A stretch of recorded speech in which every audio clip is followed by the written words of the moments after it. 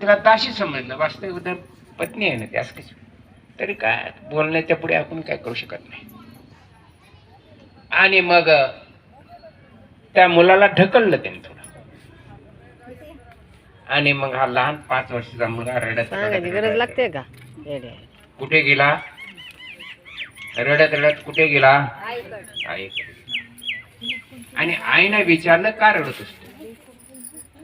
नीट ऐका माय, आईने विचारलं का रडतोस? संस्कार कसे पाहिजेत त्यासाठी ही कथा मी आहे की संस्कार कसे पाहिजेत त्यासाठी ही कथा मी वर्णन करते. तर त्या मुलानं काहीच सांगितलं नाही. का सांगितलं नाही?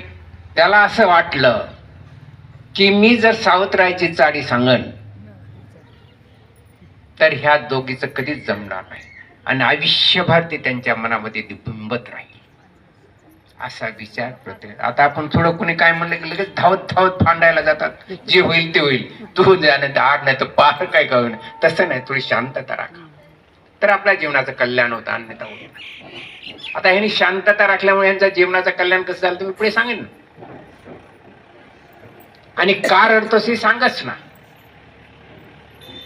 आणि शेवटी दाशी आली जी उभा होती आणि तिनं सगळं वृत्तांत सांगितलं, जे घडला ते सांगितलं.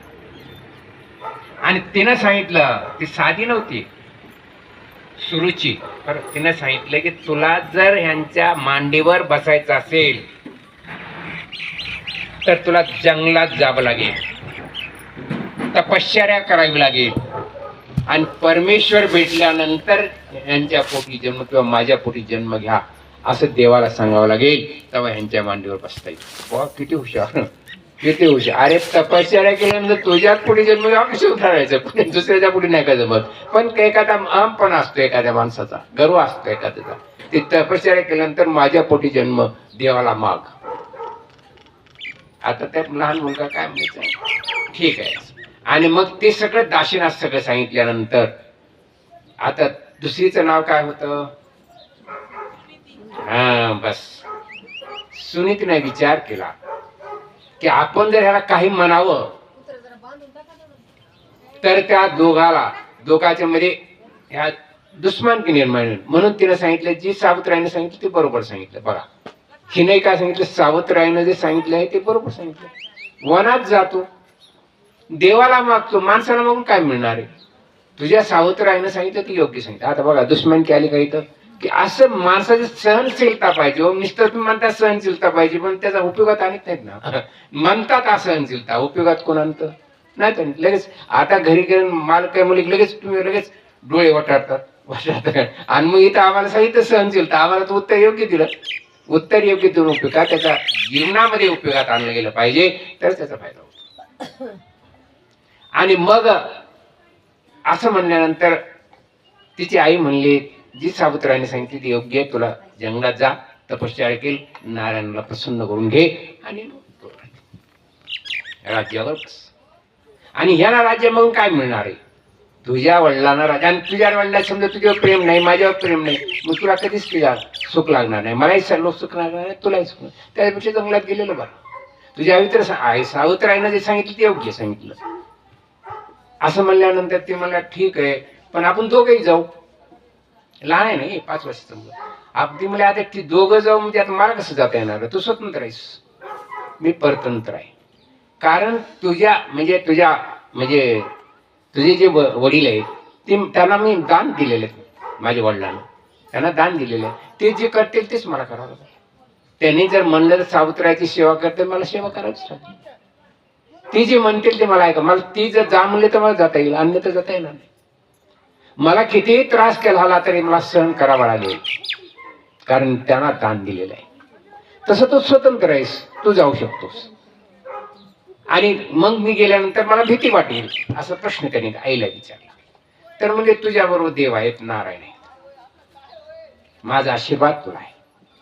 आणि आईचा आशीर्वाद सर्वश्रेष्ठ असतो, हे लक्षात ठेवलं पाहिजे. आणि आता आईला आपण अनाथ आश्रमात पाठवतात, कुठेही पाठवतात. उदाहरणार्थ एक म्हातार खोकायचं, खूप खूप खूप खूप, तर मुलाला म्हणते, म्हणजे बायको त्या मुलाला म्हणते, अहो तुमच्या आईचा लय त्रास होऊ लागला, सारखं बेडके सारखं तू कणी, अहो असं आहे वरी माळी आहे ना म्हणते, माळी होत नाही, नाही तर असं करा रानात आहे, रानात नाही राखील करील ते ऊसपीस. ते म्हणले ठीक आहे रानात.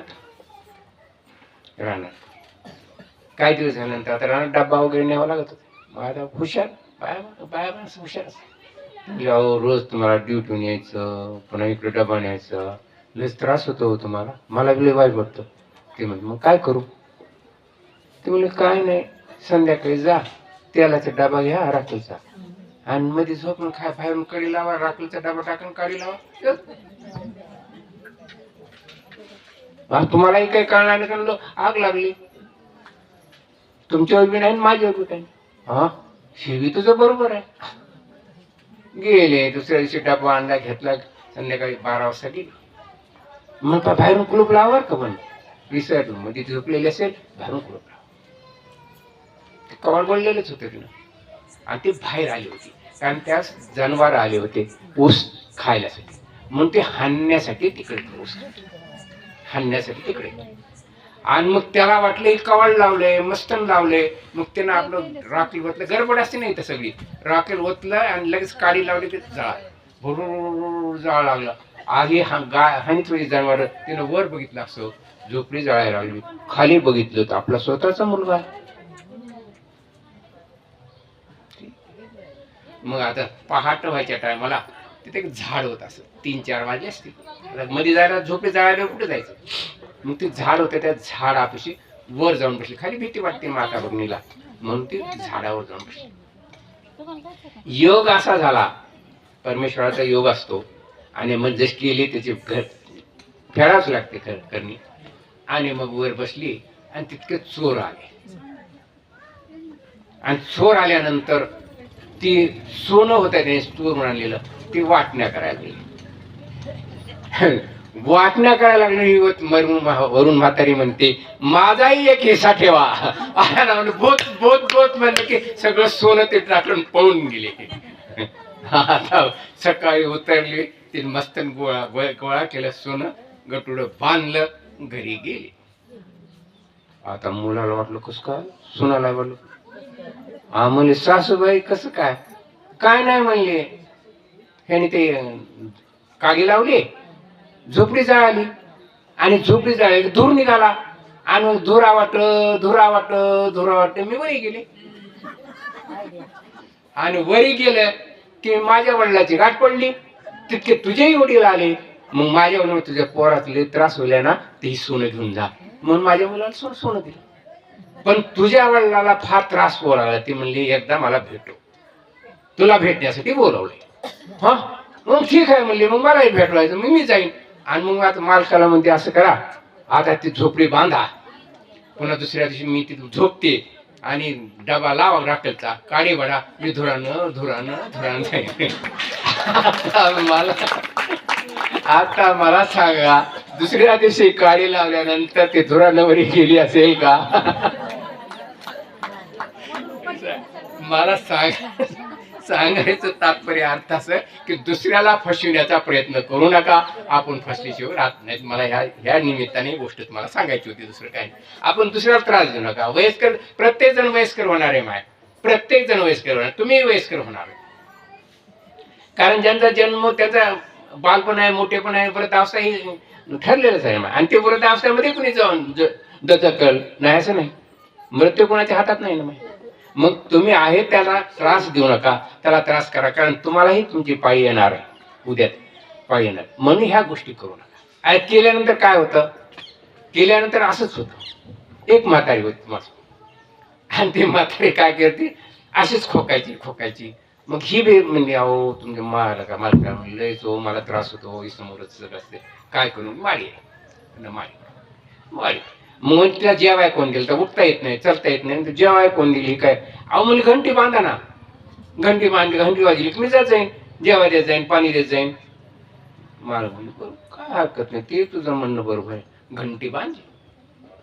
आणि तिला पाहिजे असली की घंटी वाजली, तिला उठता येत नव्हतं काय, घंटी वाजली, ती यायचं जेवाय, हे 2-3 दिवस झालं की त्या बारकं नातू होत आहे 5-7 वर्षाचा त्यानं ती दोरी तोडली